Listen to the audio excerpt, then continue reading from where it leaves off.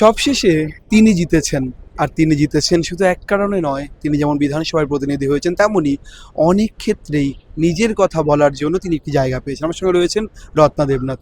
কাকিমা, প্রথমেই আপনাকে শুভেচ্ছা, আপনি জিতেছেন, কিন্তু কোথাও গিয়ে আপনি বারবার সেই বিচার চাওয়ার জন্য আপনার লক্ষ্য এবং বিচারের জন্য প্রশ্ন করছেন। আপনি কদিন আগেও বলেছেন ভিসেরা পরীক্ষা নিয়ে আপনারা বিস্ফোরক অভিযোগ করেছেন, তো এখনও এই আরজি কর ইস্যুতে কী অভিযোগ করছেন আপনারা, মূলত কী চাইছেন?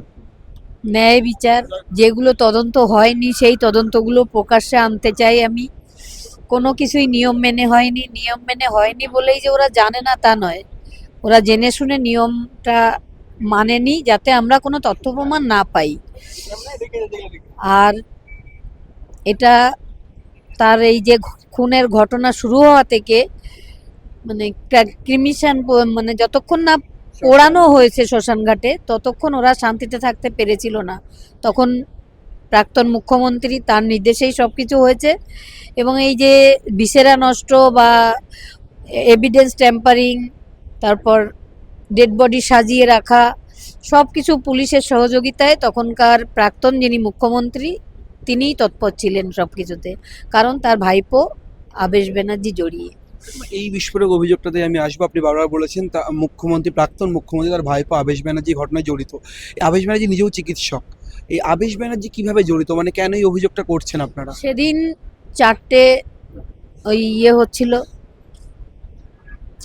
পার্টি চলছিল, পার্টিতে যারা উপস্থিত ছিল তাদের মধ্যে আবেশ ব্যানার্জিও ছিলেন, এবং আমার মেয়েকে খুন করা হয়েছে একদম ডাক্তাররাই খুন করেছে।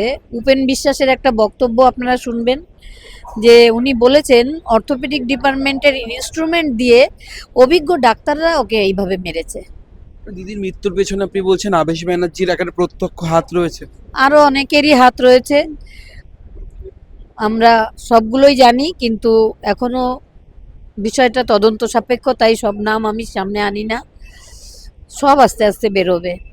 আর আমি এখন, মেয়ে চেয়েছিল যে সে ডাক্তার হিসাবে সারা বিশ্বে বিখ্যাত হবে, তো তার স্বপ্ন পূরণের জন্যই আমি লড়াইটা লড়ছি। যেমন বিচারের জন্য লড়ছি, তেমনি অন্য মেয়েদের যাতে আর কোনো দিন এরকম ঘটনার না সম্মুখীন হতে হয়, স্বপ্ন হারিয়ে না যায়, সেটার জন্যও লড়ছি। এবং আমার মেয়ে নির্যাতিতা, এক রাত্রে নির্যাতিতা হয়ে যাবে, নির্যাতিতা হয়ে বেঁচে থাকবে, সেটাও আমরা মা বাবা হিসাবে চাইবো না।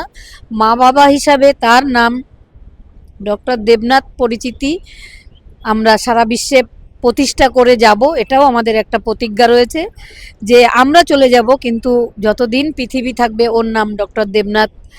মাঝেরটুকু আমি বলতে পারছি না এখন, কিন্তু সেটাও আমি আবেদন করেছি যে ওর পুরো নাম আমরা পৃথিবীতে অক্ষুণ্ণ রেখে যাব ওর স্বপ্ন অনুযায়ী। আমার একেবারে শেষ প্রশ্ন, সম্প্রতি একটি অডিও ক্লিপ ভাইরাল হয়, সন্ময় বন্দ্যোপাধ্যায়ের গলা পাওয়া যায়, সেখানে তার একটি মন্দিরের প্রণামী বাক্স নিয়ে কাকু বলেছেন যে মন্দিরের প্রণামী বাক্স তিনি নিয়ে নেবেন, একটা স্পেকুলেশন হয় সোশ্যাল মিডিয়াতে, আপনি কড়া প্রতিক্রিয়াও দিয়েছেন। এই পুরো বিষয়টা নিয়ে বিধায়ক রত্না দেবনাথ কি বলবেন? পানিহাটি, আমি যখন ইলেকশনে এসেছিলাম তখন বলেছিলাম পানিহাটিকে আমি নির্মল ঘোষের থেট কালচার মুক্ত করব, কিন্তু তাকে হারাতে পেরেছি, কিন্তু তার থেট কালচার মুক্ত আমি করতে পারিনি। তারই প্রতিফলন এটা।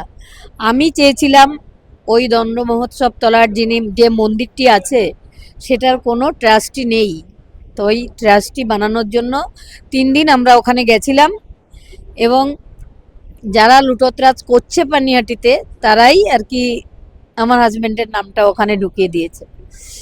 এ বিষয়ে আমি কিছুই জানি না। আমি গেছিলাম ওখানে, কমিটিও গঠন করে দিয়েছিলাম, এবং কালকে ওই যে ব্যারাকপুরে গিয়ে আমি প্রশাসনিক ক্ষমতা নিয়ে ওখানে একটা ট্রাস্টি বোর্ড বানানোর জন্য আমাদের মিউনিসিপ্যালিটির আইও যিনি আছেন তাকে বলে এসেছি।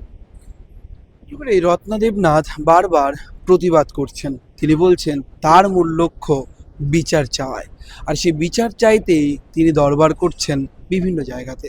এখন দেখার রত্না দেবনাথ তার মেয়ের জন্য বিচার ঠিক কবে পান। ক্যামেরায় সুমন দাসের সঙ্গে রমন দাসের রিপোর্ট, সংবাদ প্রতিদিন.in।